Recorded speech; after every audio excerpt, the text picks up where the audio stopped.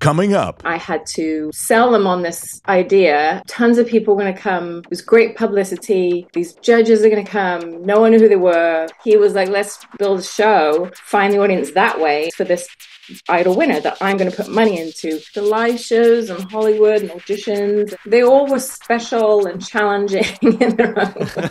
And I just remember Simon looking at us and we were like, This is Idol Insiders with your host, Bennett Shear. Hey there, I'm Bennett, and you're about to meet this week's Idol Insider, Camilla Rahaman MacDonald. She produced 3 seasons of Idol and multiple Idol specials, and was instrumental in the beginning of the whole franchise. She has so many stories for you, memories, and if you want to be a producer, I'm telling you, this is a masterclass in production. Now, I may be your host, but I want you to be the judge. So leave a like, a comment, a rating, a review. I would love to hear your thoughts on this week's episode. If you want to be an insider, hit that subscribe button. All right, let me let you in on my call with Camilla Rahaman MacDonald. My stepmom sent me a magazine from England from Pop Idol because I told her I was going to do this. She had kept the magazine and it was from the winner, Will Young, and we were all in there. And I completely forgot about it. And that was a long time ago. You know, I had to tap into my memory vault to remember even that photo being taken. It was a good point to start, especially as with, you know, as that's kind of where we all began this journey. It was so small and it sort of exploded and we didn't really realize it was happening, because we were so in the bubble of just trying to get it done. It was sort of elimination competition format that hadn't really been done before, right? So we were trying to figure it out in the moment. So it was really just on the way home one day when I was on the tube, and I just remember hearing people talking about it, and it kind of brought me out of this bubble, and I realized the show was really popular, and I realized that I think it was one of the finals. We had to go to a movie premiere and bring the kids to a movie premiere, and maybe they were top 10, I think, and it was Black Hawk Down with Josh Hartnett. And I just remember we had to bring them down the red carpet, and I had to go and interview, you know, Josh and all the celebrities there, and seeing the audience reacting, not just TV, or, you know, actually see people react to these kids that they had sort of followed their journey, the top 10 kids. It was an eye-opener. And then I sort of realized what kind of impact this show had on everybody, because we were so in it. Our heads were down. We were just in the trenches figuring it out. And that was for a long time, because it got bigger and bigger. And as you get bigger and bigger, you're still trying to figure it out. And we were a fairly small team, also in America too. American Idol would be nothing without Pop Idol. That's where it all started. You were such an important part of the creation of this whole franchise. So, I mean, before you're even getting to walking them down the red carpets and watching Will Young take that first crown, what do you remember about hearing this idea for a show and then being a part of this team and watching it grow and turn into what became Pop Idol? So I was a dancer before, and I had a dancing career, and Nigel and Ken were both former dancers, right? So that was my introduction to those two. And they were my mentors, and they essentially brought me to America. But I was a dancer, I was a professional dancer, and I had a big career, and it was great, but I was ready to move on and transition. Now, I had always loved film, but I ended up going into TV. And so my agents, I asked them flat out, do you know anybody in the business? I want to transition. I think my time is up as a dancer. And my agent said, yeah, we actually used to dance with Nigel and Ken back in the day. I think they do TV now, right? So Nigel was directing Survivor. He had just done another kind of music show. And Ken was doing Gladiator. He was directing Gladiator. So I sort of had an interview, they set up an interview with Ken. We got on really well because we had a dancing background, performance background. And he just hired me on the spot. And we had a great conversation. We clicked, and I ended up doing a show in Jordan. It was called the Desert Forges. It was like a Fear Factor type in the desert where they shot like Lawrence of Arabia. Amazing setting, amazing experience. Loved TV. I was like, oh my God, this is amazing. We're creating magic. This is great. So I stayed with him for a while. We sort of jumped around to different shows, and then we had been commissioned at LWT to start a WWF franchise in England. We were developing it because it was such a big franchise here in America, and they realized that maybe this would be really good in England. So we were developing this. And then we got pulled off halfway through the development to go over to Fremantle to do Idol. So not knowing much about it, we were just kind of thrown into it. And then we started developing. I think we just went straight into auditions, and I had to try and lock locations based on a show that no one knew about and sell them on this idea that tons of people are going to come. It was great publicity. These judges are going to come. You love them. And I remember that was a tough project because not a lot of people wanted to buy into it. They didn't know what it was. And then I think we had to do sort of a background package, like an intro package for Simon. And so we had to go over to Sony and interview him in his office and get to know this guy. Who is this judge, right? I mean, he was amazing. I mean, I was totally sold. I thought he was a very interesting character. He was very smart, very funny, very witty, charming, but smart. And he knew the business, and he knew that boy bands were sort of taking off at that time. And he wanted to build the audience around this sort of Idol winner. He was like, let's build a show and find the audience that way. And then we've got a built-in audience, a built-in fan base for this Idol winner that I'm going to put money into. And I need to be critical and see if that person can handle the criticism, because the industry is very, very tough. If he can't or she can't handle it, then she's not going to survive, or he's not going to survive. So the way he was intentional to see if they could handle it. But he wasn't really necessarily like that off camera. Like, we understood what he was doing. So this was just like my intro to Simon. I thought, wow, this guy's really smart and clever. He knows the business. And we became friends. And I remember he called me one time because I think there was sort of an article coming out in the newspaper or a magazine about him. And he was calling me about it to, it was not that he was concerned, but it was happening. His stardom was happening, and he was going to be out there as a personality on TV, and life was changing for him. And so I remember that transition from being this sort of executive at Sony behind the scenes, now being thrust into the limelight. And I don't think he'd really thought about it. He was really just trying to make this, he was trying to get this Idol out there with his fan base, this built-in fan base. And so it was very smart, but I don't think he'd realized the sort of the fame that came with it. The show, we didn't know if that was going to translate in America, because the humor is a bit different. Honesty is a bit different. Everyone's a bit of a cheerleader here in America. Like, Paula was great for that. We didn't know if it was going to work or not work. Paula was like last minute, because I was in Norway. Ken called me and he said, we're struggling to find our last judge. Do you have Paula's information? We were trying to get her in as a choreographer for our show in England. So I'd saved her information. I said, oh yeah, I'll find it for you. I had to try and get that email. And I think he reached out to her, and I think she was a judge. Like, that was Friday and she was a judge on Monday. The season 1, I was still in England. I was helping with setting up the other idols, Poland and a couple of other countries. And we had like a Bible, like a format. And so we kind of walk them through the format. At that point, we kind of nailed the format, but it took a lot of figuring out with Pop Idol. And then season 1 in America, we're figuring it out that time. So we kind of had this physical binder that was called the Idol Bible, and that we could literally send it to the country. And it was very easy to duplicate. And then the end of season 1, I really wanted to come to America and do the show there. And so I stayed out with Nigel just to kind of see if I liked LA. And I hadn't been there in a long time. And I lived in New York when I was 18, but I hadn't really been to LA, and I really liked it. So I stayed with him, and then met the team, met Mike Donnell, met all the crew. And I'm like, this is a fun experience. And so I did the Vegas special with Kelly Clarkson and Justin. And so I said, all right, let's just do the special, and then I'll see if I really love it. And this is a big transition to go from one country to another. I just bought a flat in England, and I didn't know if I really want to make the move.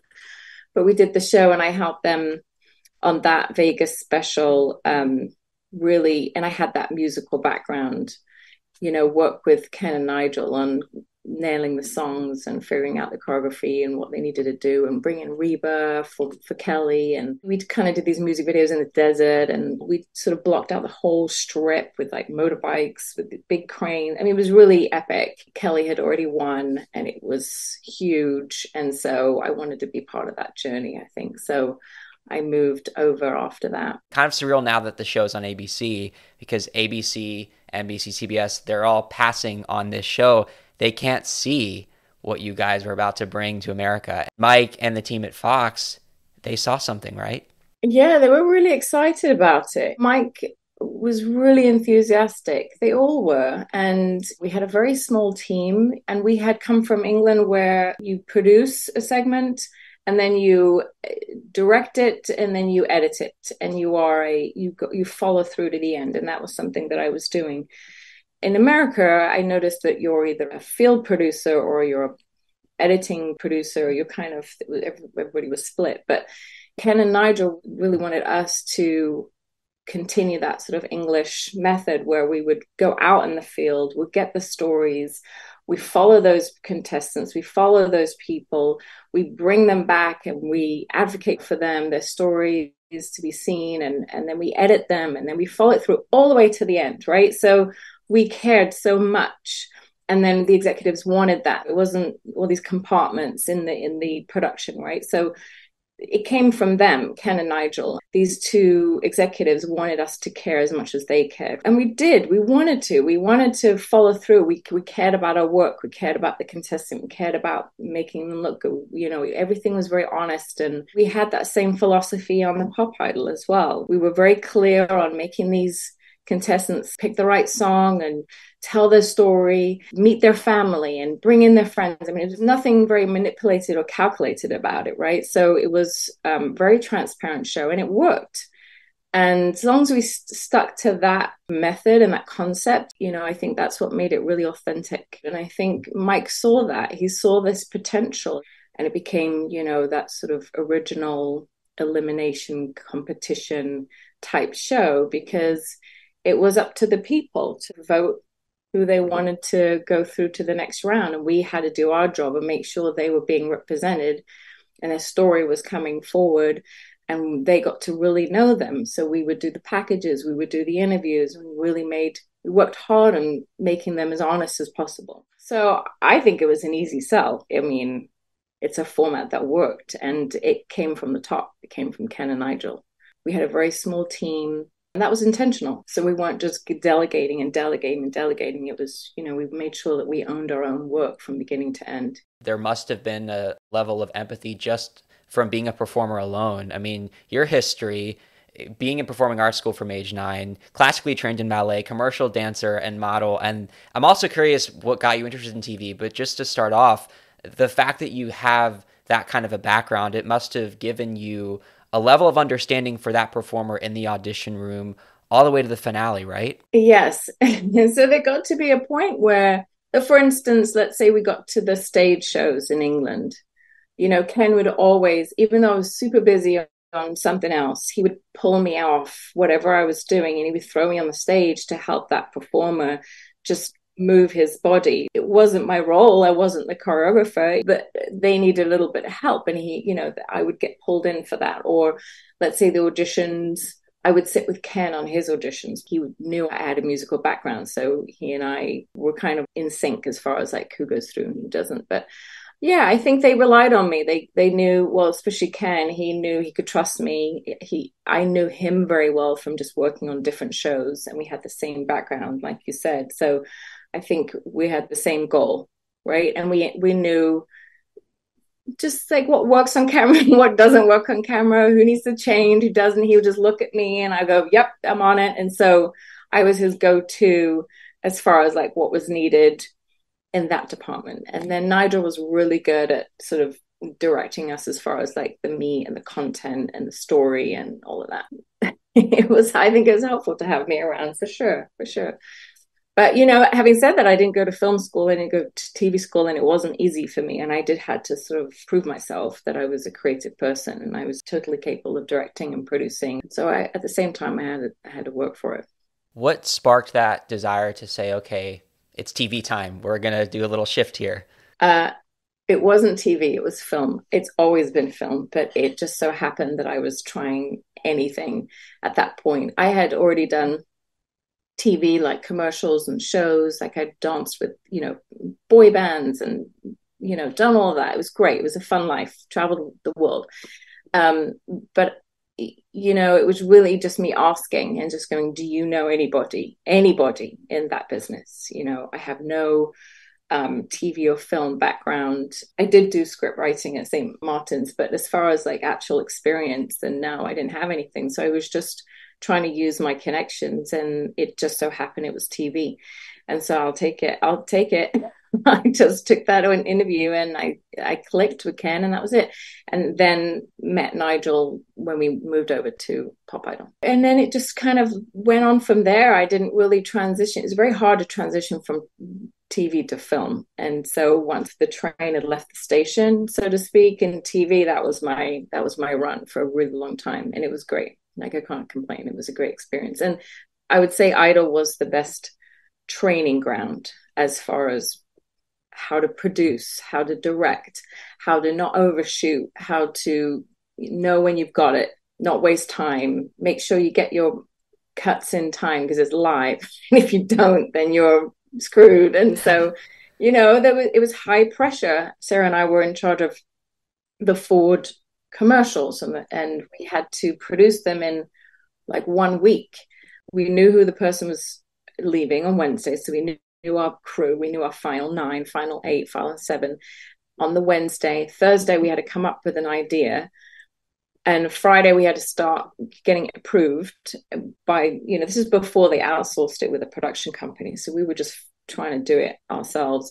And then we picked the song, we figured it out. Saturday, we put them in the recording studio, lay down the track, and then Sunday we're shooting, Monday we're editing, and it goes on the Wednesday. So we were doing that, as well as our other packages and other, we had to stay at the house with the kids. We had to take turns. That was crazy. So it was just a lot. Yeah, it was just 7 days a week. I mean, it was a lot. Those 4 commercials that was just such a good experience because we had to create something kind of amazing for a sponsor quickly and make it good and, make sure the quality is there, but make sure the kids are singing and have a good time. And one day I pitched to Ken, I said, enough with these old songs. We need to do a new song. I tried to pitch as my idea. I said, let's do Ride With Me, the song by Nelly. And I said, and it's going to be cool. And it's with Ruben and Clay. And I said, I want him like, he's got a pimp outfit, he's looking cool. And Clay walks out and he's not looking cool. And they kind of pizzazz him and he comes out like, that's what I want to do. We need to do cool. And so he's like, all right, you do it. I'm like, yay. So it was, I remember that moment because we had done some great videos, but it was always maybe some more family-based songs. And so this was a little bit more edgy. And so it was going to either be a hit or a miss. And I remember sitting in the booth with all the execs and Mike, and they were like laughing when they saw it, and they were so happy, and they all high-fived me. It was just a great moment because I was worried. I thought it was great, but I was young. I thought, well, this is going to either be a hit or a miss. And it was a risk because it was, we had to bleep the words, and it was, it was risky, but it paid off. That was a moment where things kind of turned around for me because I was like, oh, I can do this. I can do something that I want to do. And then I kind of got sent out to do all the premieres, and I had to interview Will Smith and Keanu Reeves, and they're there to talk about that movie, and I'm not, and I'm there to talk about American Idol, and they don't care about American Idol. I'm like, just come to me and talk to me. What do you think about Simon Cowell? And he's like, I don't care. I'm like, just say anything so I can use you on camera talking about the final. And he's like, I haven't watched the show. I'm like, but you must have seen Simon Cowell somewhere at some point. How do you feel about him? And so they kept sending me out. So it was really fun. So yeah, I was scrappy. I think we all had to be scrappy. I know you mentioned Megan the other day, and I remember her. And there was only a few girls on the team, and she was such a hard worker. I love her so much. We all had to make sure we were being seen and doing good work, and make sure packages, montages were good and stand out, and because then you get to be put on something else, and then you get to go to Hawaii and do that package. And yeah, competitive, but like healthy competitiveness. So it was a good team. It was Simon, Patrick, Ron, Meg, and I, and Sarah. Whether you move on to other shows like you did or you stay with one show, it doesn't matter, because at the end of the day, those early choices, I feel like they affect and define where you ultimately go, because it's going to pay off most of the time, right? Yeah, it has to. You know, you're going to fall a couple of times too. It's how you pick yourself up and not blame other people. I mean, you can't do that. You've literally, it's just next play, get on with it and move on, and, you know, prove yourself another way, or that didn't work, learn from that, try another way. Don't get stuck on that, because that will just take you down, and someone else is right behind you on your tails, and they'll come in and say, I'll do it. Right. So you just have to keep moving and take that risk, and don't take any of it personally. And my time on Idol was actually quite long. And so it was time for me to sort of see what was out there. And I made so many good friends. I became the producer and director I am today because of Idol. And Ken was my mentor. He's like my father. I mean, he still to this day is like someone I lean to and talk to. And you know, I haven't seen Nigel in a long time, but and you know, I've known him for a long time. I've known him since I was 19 or 20, a long time. We'd worked on quite a few shows. We know each other very well. I was texting today about you. Oh, really? I have I don't know where they are, but remember when I was 12 years old. Dear Nigel and Ken, these are what I would love to see on American. Oh, really? I look up to you so much because you make these shows happen.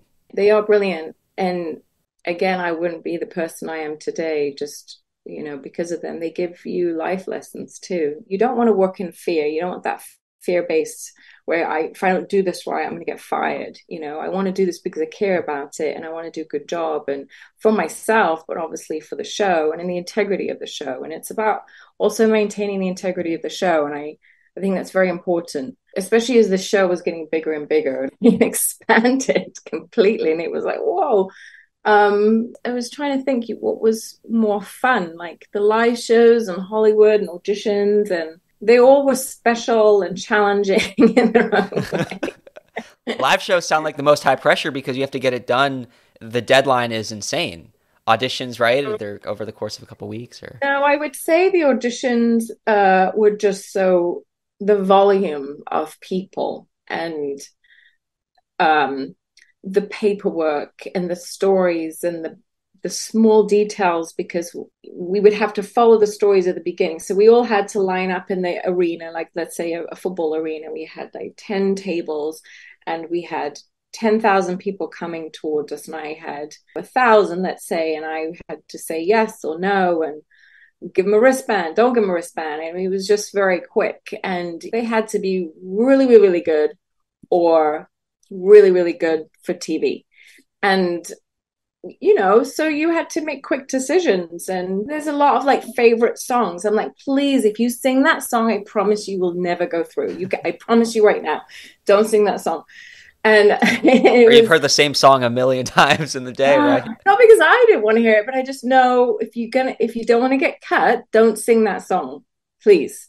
Like, I know you thought it was successful and you heard it the last season, but then no one wants to hear it this season, right? So from that part of the elimination, we had to go through the night and start to look at all the ones that went through, and then go find them, and then go, what's your story? And then put that down in paper. And then we had to print this paper with all the information and make sure it was getting through to Simon. And that's what you're seeing. Simon's looking at this paper, and he's looking at our notes. And this person's got an interesting story. He's got a sibling. He's got this. We had to do our homework in between our jobs as sort of interviewers or auditioners, and then do the paperwork. And I remember to Ken, I was like, we're not sleeping. We're just not. We can't cope. And so I think he brought in a person. It was Mike Yorchuk at that point, and he came in and he was our night guy. So he was our guy to take our notes and edit them and print them and get the copies, and then he would deliver to us in the morning, and then we kind of pass it through the chain, and then he would sleep. So the wheel was always turning, and we needed to make sure that we were delivering When you said, and then he would sleep, I'm like, I wonder how many hours he actually would sleep. I don't know, poor Mike. But that was his job. He was the night guy. Then we had like a good week, let's say, of auditions. And then we went out and we really kind of let off steam. We had good time. And then we bonded and we got to, we could talk about our stories. When I knew it was going to be a really fun one, then I would chase down the person and I would make sure that I was sitting in on that audition because I knew I wanted to see the reaction, right? So then it was just making sure we were organized, having people sitting in front, and it was just a lot of people, and Patrick was really great at that.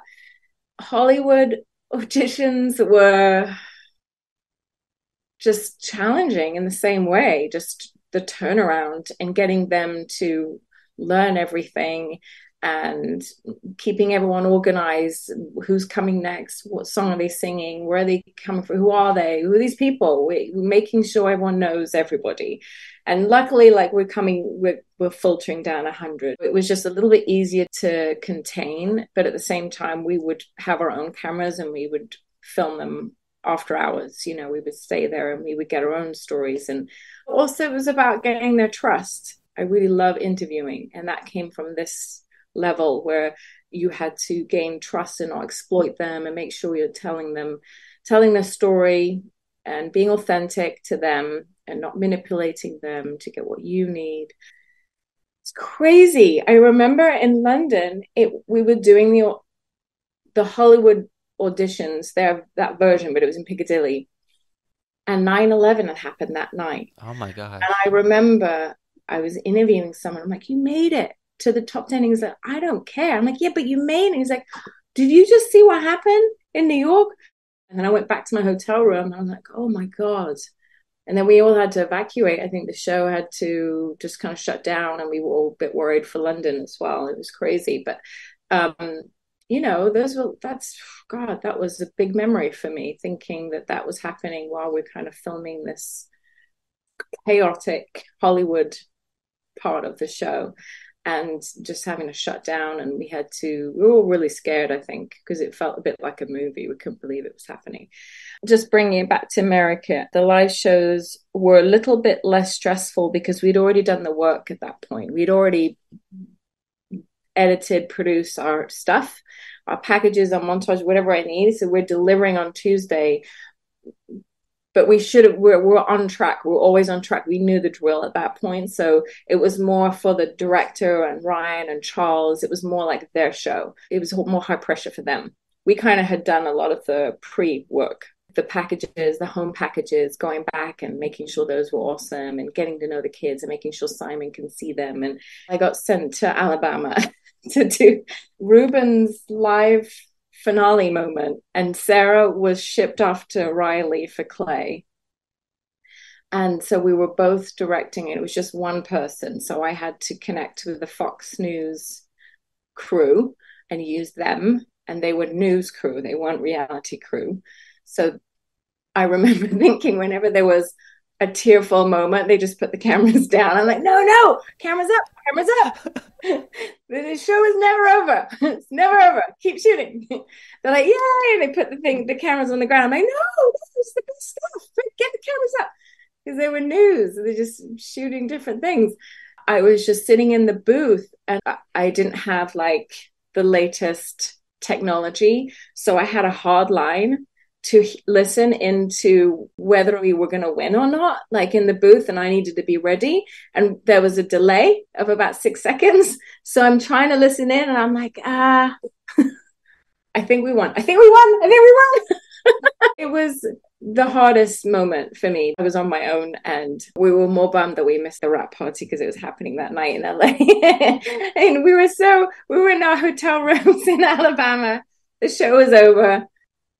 The finale had happened. They were all out. They were celebrating in LA, and I was sitting there going, oh my God, after a whole year of shooting the show, I'm in. And it was great. I had a nice dinner with the Alabama crew, and it was wonderful. But, after a year of working with these people, you kind of wanted to go out and celebrate with them. But we did in the end. But I'd say that the going out to Alabama was challenging. It was new for me, just directing a live feed like that. I was kind of on my own. It was fun, though. So it was good memories. I don't know if you can confirm this, that the night of the finale, Ruben and Clay got stuck in the elevator. Yeah, I did hear that. I wasn't there though. I was in Alabama. Yeah, you can't confirm. I love those two a lot. We got to know them really well. They were both very competitive and they actually became really good friends. They were a great pair. It was a really fun finale. I was there when Jennifer Hudson was there, which was kind of amazing because I remember Fantasia and Jen were like the big voices.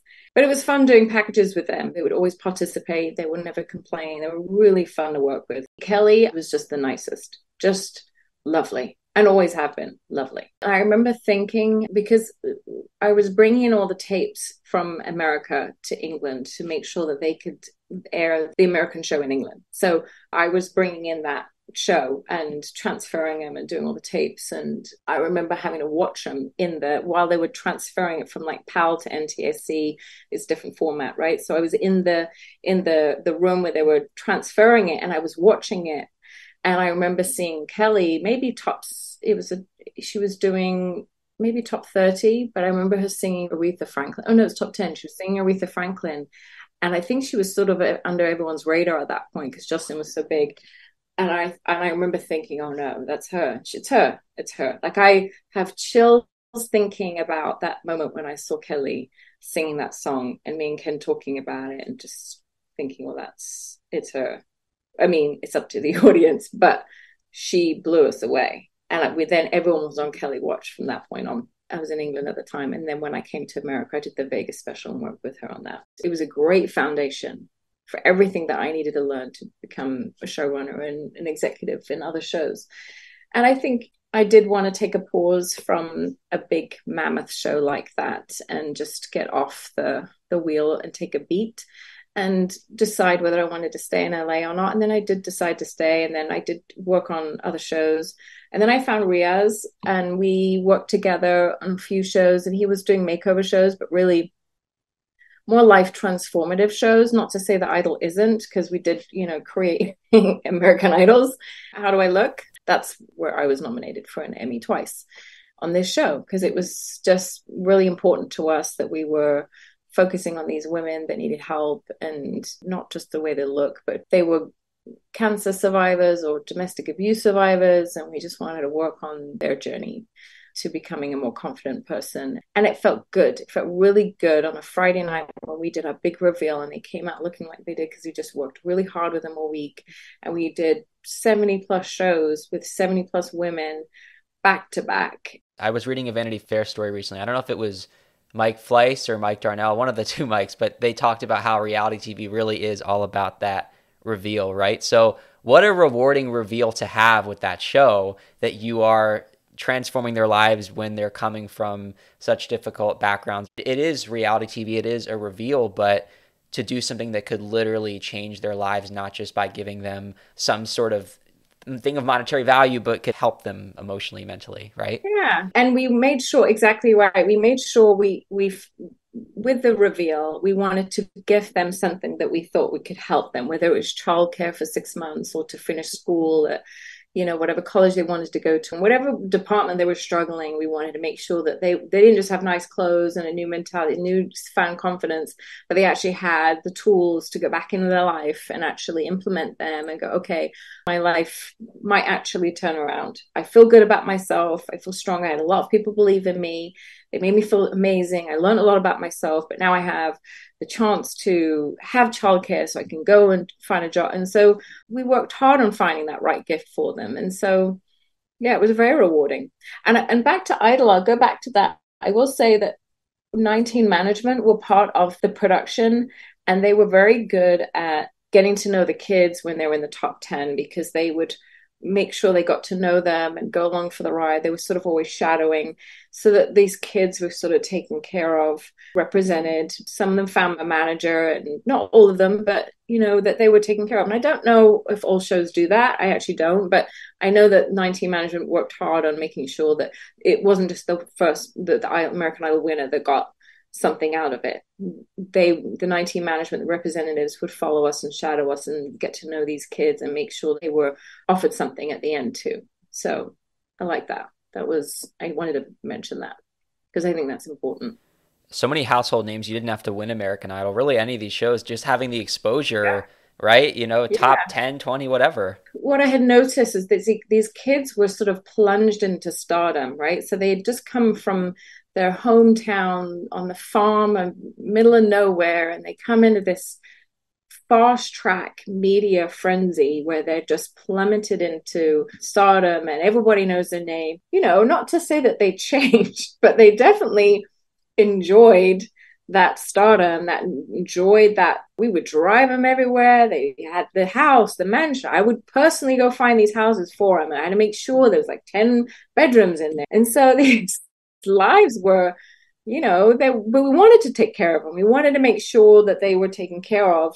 But at the same time, once the show's over, it's not like we see them again unless we do like a special or we bring them back. And so I was happy that 19 management were around to make sure that some of these kids were recognized and that they were offered something. And I hope I know some were and some weren't, but I'm happy they did that. I know what the top 10 went through to get to that stage and how hard they worked and the songs and staying up and getting it right and everything that went into it. Every day we pushed them really hard. It was press junkets, it was interviews, it was sitting down with me and interviewing with me and then making them do a Ford video. I hope they realize how amazing their life was, because it was incredible. What an incredible experience. But at the same time, it was, when it was over. And I hope those kids are all okay.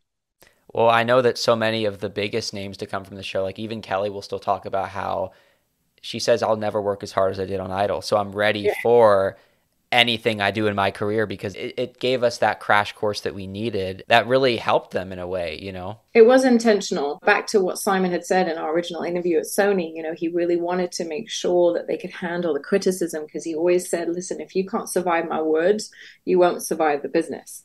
So if I'm telling you, don't sing off key or pick a better song, or this is not for you, like whatever, then know that if you can't handle that, then I can't invest my money in you as a performer if you can't, because then you won't be able to handle the business. It's too rough, right? You're going to take bigger hits than me saying what I'm saying on the show. So if they could survive that sort of audience already, survive the audience watching them taking hits after hit after hit, and really it's not hit, it's just criticism, it's constructive criticism, then they survived the show and they won it, or they did well outside of the show as a number 3 or number 4. But on top of that, our schedule was rigorous for that reason, because if they're successful, they're going to be doing exactly the same. And you're going to have to really like embrace it and love it and enjoy it and have a good head on your shoulders. And Kelly always did. Ruben always did. Fantasia always did. It's just how they have their attitude, how they are to other people, how they are to the other contestants. We see everything. So we talked about How Do I Look, obviously so much about Idol. From your career, any other moments in particular that you want to mention? Whatever genre I'm in, like I'm pretty varied with the shows and content I've done, but I do try and find the sort of common theme, you know. And I did work with this project, the RAD Awards, that I was really happy to do. And it was with Charlize Theron and Margot Robbie. And we wanted to award their favorite charity that they work with and recognize the person that does all the groundwork that aren't recognized. And we did sort of a surprise reveal. So we'd interview Charlize, and then I would make sure I found the person in South Africa that she had worked with, and we rewarded them with funds towards the charity. And it was a surprise, and they were like, you know, obviously big celebrities, but it wasn't about them. It was about their charity and the work that they do, and also recognizing the person behind the scenes that's doing all the work. Those are very special. So again, back to my common theme, I try and find content or shows that have that sort of message where we're trying to give back. I'm very proud of all my shows, really. I know they're sort of varied, but and Tia and Tamera were like awesome to work with. Love them. I love directing that because it was completely different to what I was used to. And it was a docu-series. I had to get them in a scene and talk about something that was challenging and difficult. And it was a different kind of directing that I hadn't done before. It was a scene that wasn't scripted, and I had to get them authentically to reach all the beats that we needed in the show. At that time, I think Tamera was interviewing for her talk show. Tia was interviewing for a show. I think it was all happening in my season. So it was really wonderful to see these women grow as they just had children, just like me. We had kids the same age. So that was really special. to see them kind of take on new roles while we were shooting their show. Yeah, and on the side, I do art, which I love. That's just my own like selfish thing that I do, like my self-indulgence. Beautiful paintings I've seen on your website and photography. How did you sort of fall into that passion? It is important to have something on the side when you're not working, right? Mm-hmm. I don't know. I've always done art, but I think I'm just a creative soul. But I have always done it, and I love doing it, and I've been doing it for years. And then my friend had just told me the Laguna Art Gallery is accepting submissions, so I did, and then that's how I just ended up in the gallery. So I would submit, and then they have them up in their gallery. It's great. So it's fun. It's something I do like on the side, and I get commissions to do them, and I do them for friends and clients just to keep the juices flowing. Yes. Is there any advice that you have for the aspiring producer getting into show business, right? What's that first step that somebody should take? You have to be scrappy. I mean, you really do need to get your foot in the door and be willing to work hard. You know that. Work hard. And also create boundaries. Like I remember when I was a runner, someone had asked me to make a coffee, and I said, no, I'm not making you coffee.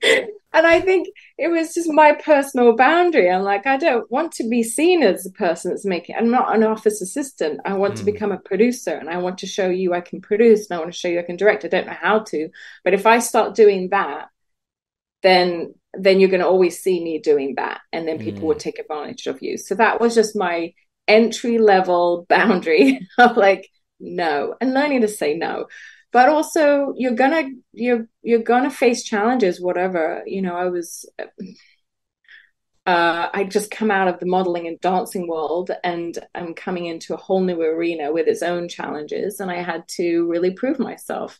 And you either sink or you swim. You have to really be willing to rise to the occasion and get the work done. And sometimes you'll fall, and you have to pick yourself up, but also treat others with respect and kindness. You really don't know who's gonna overtake you or become an executive over here. You have to just be mindful. I always made sure that when I became an executive and showrunner, to take care of my people and make sure they're being heard and promoted and thought about and seen.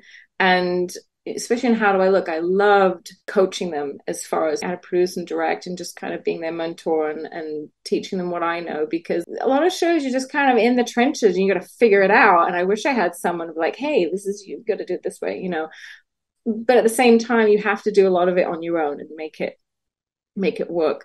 So I'm mindful of taking care of my people and taking care of my staff and my crew, and making sure that people are treated fairly, and if they're working really hard, that they're recognized and they don't get forgotten in the shuffle. I think that's important. And as I've taken some time off to have a family, I've seen these producers become showrunners, and I'm so proud of them. I think jealousy is it can be toxic. You have to be happy for people and lift people up and bring out the best in these people and not try and bring them down. I definitely did experience people trying to bring me down, and I had to fight my way through it and prove and not let it affect me. And that was rough. That was my entry. My entry into production was rough. It was not like how I know some have it now. So I'm mindful to give back and do it differently. Make you learn. I don't know if I ever would have thought that I could say no to coffee, or I feel like you walk in and you think, okay, this person's saying do this or do that. I don't know. You may have to get a coffee once. Right, like once or twice. Yeah. At the same time, I think sense of humor goes a long, long way. And I would say a lot of that with a sense of humor. I would point them to the area where they can get a cup of coffee right over there. And you find ways to be cheerful and funny and quick-witted. I think that's very valuable. People like having that around. But also, if you're going to say something that's a little edgy, like I'm not making a coffee, you do it with a sense of humor, and you have to, be prepared for a comeback. So yeah, I think humor is important, and also just little things when you're on the walkie and I'm directing my crew, whatever, like not swearing. So it's setting a tone too, and making sure that it's up to you to set that kind of tone that you want in the environment. And humor, when you're tired and you're grumpy and you're worked and you're exhausted and you're getting asked to do a million different things, I think humor will kind of just break it up. And I promise you, if you have that kind of personality, people want that around them because they're stressed. They've got stuff to do. And if you're giving them attitude or you're giving them then you're not making their life easier. It's about how can I make your life easier? And it would be with bringing them up and having a sense of humor and always using your initiative. How can I get that? Can I shoot that thing for you? Why don't I take that off your plate? Or, I can write that up for you. Or it's just being scrappy and trying to alleviate stress from your executives or whoever is in charge, your supervisor. And they may say, no, you're not ready or this, but just keep asking. Keep asking. Don't wait for them to tell you or give you a project or give you an assignment. Ask for it. Eventually, I'll give it to you. You'll have to prove yourself at some point. Just like me with the Ford video, I had a pitch in like, I want to do something cool, Ken. I want to do a song that's involving Nelly, and he says a lot of bad words, but it'll be really cool. And it could have been really awful, but it's just taking those risks and being scrappy and ask for what you think you can do. And sometimes you're not going to be able to do it, but don't be afraid to ask. Like I would say yes to something, and then I'll go and find someone else who can help me figure it out. Yes, I can do it. Just say, yes, I can do it. And then I'll go and find someone else who can, all right, how do I do this? Just say yes. Don't give them a response like, no, they don't want to hear that. Just say yes, no problem. Then be resourceful and go and find the production manager or this person over here who can kind of like help you and just make friends everywhere. Speaking of that humor that you mentioned a minute ago, we have William Hung on the show next week, and it makes me wonder, do you have any humorous stories? Just I'm sure it could go on all day because you know all the years of Idol and any of these other shows, just some kind of funny memories to close us out with. I was in the room when he auditioned. I had already known about him and I was excited. So a few of us ran, like I said before, into the audition room. We sat in there and he did his epic audition. It was so brilliant.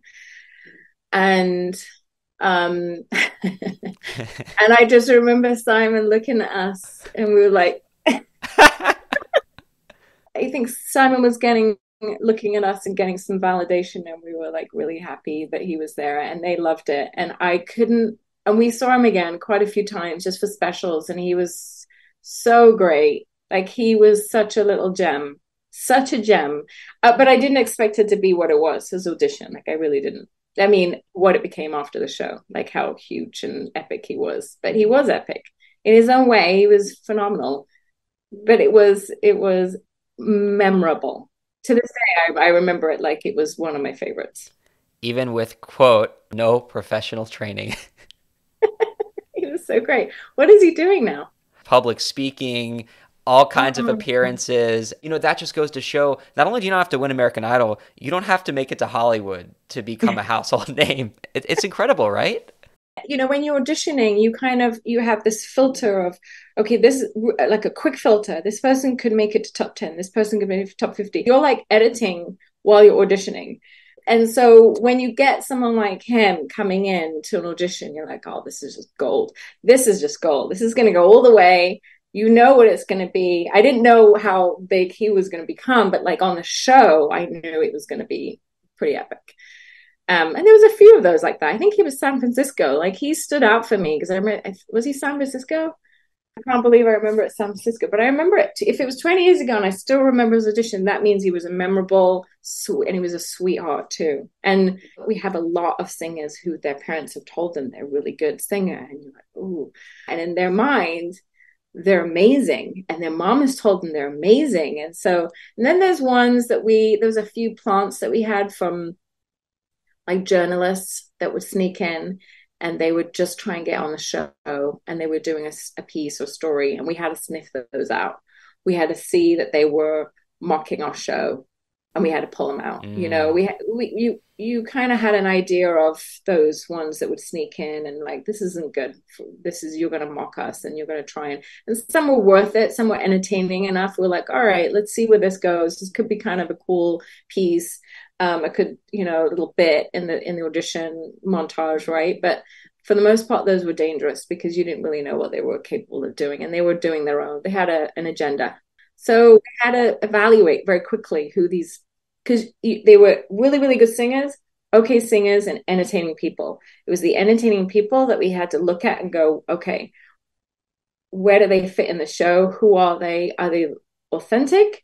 Do they think they're good? They could be great for the show. Are they a plant? Are they here for a story? And those stood out. They had a crazy song or they had a crazy outfit. We were suspicious of a lot of them. Of course, it's a big show. We had a lot of plants and we had to pull them out. I can't believe I'm talking about a story from like 20 years ago, Bennett. Camilla, I can't thank you enough for all of the stories, because this has given me, and I know our listeners and viewers, so much insight into American Idol, but also show business. This is a masterclass in production and entertainment, so I can't thank you enough. Oh, anytime. Happy to talk to you. It was really fun going down memory lane. Thanks for the time. Thanks for putting thought into your questions, and good luck with all your interviews. I'll be watching. Oh, my pleasure. Well, thank you so much. Take care. On the next episode, music was not the only thing I was trying to go for. Sheet bangs! It might be fun to hear a little Livin' La Vida Loca. Make sure you go to idoleinsiders.com for all the info on this podcast. You can follow Idol Insiders Podcast on Instagram and TikTok. New episodes are coming every Monday. Make sure you subscribe wherever you are listening or watching. I'd love to hear from you as well if you want to leave a like, comment, rating, review, or send me an email. Thanks so much. I really appreciate you. I'm Bennett Shear. Now you be the judge.